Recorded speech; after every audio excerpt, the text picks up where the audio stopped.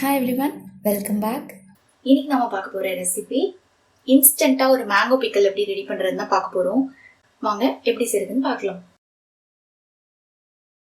Stove on பண்ணிவிட்டு ஒரு கடாய் வச்சுருக்கேன். கடாய் நல்லா சூடானதும் நல்லெண்ணெய் சேர்த்துக்கலாம். எந்த ஆயில் வேணாலும் நீங்கள் ப்ரிஃபர் பண்ணிக்கலாம். ஊறுகாலாம் செய்கிறதுக்கு நல்லெண்ணெயில் செஞ்சோன்னா ரொம்ப டேஸ்ட் நல்லாயிருக்கும்.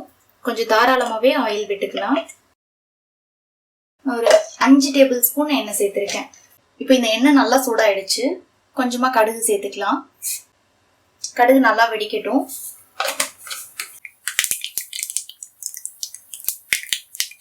கடுகு நல்லா வெடிச்சிருச்சு.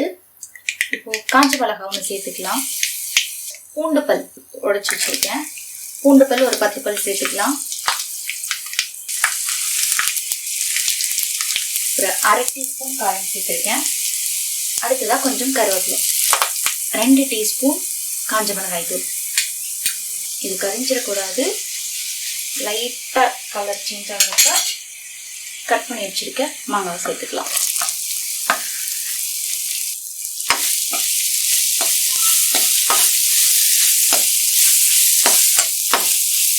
மிதமான சூட்டில் ஒரு 3லேருந்து 4 நிமிஷம் வேக விட்டால் போதும். சூப்பராக ரெடி ஆகிடும். இதுக்கு தேவையான உப்பு சேர்த்துக்கலாம்.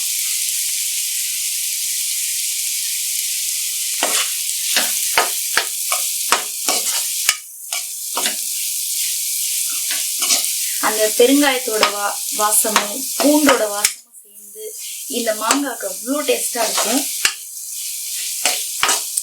காரம் தேவைப்பட்டால் கூட கொஞ்சம் ஆட் பண்ணிக்கலாம். நீங்கள் 3லேருந்து 4 நிமிஷம் கழிச்சு இதை ஆஃப் பண்ணிடலாம். அதுக்குள்ளவே எண்ணெய் பிரிஞ்சு வர ஆரம்பிச்சிடும். இன்கேஸ் நீங்கள் ரொம்ப நாளைக்கு ஸ்டோர் பண்ணணும் அப்படின்னு நினைக்கிறீங்கன்னா இன்னும் நிறைய எண்ணெய் சேர்த்துக்கோங்க.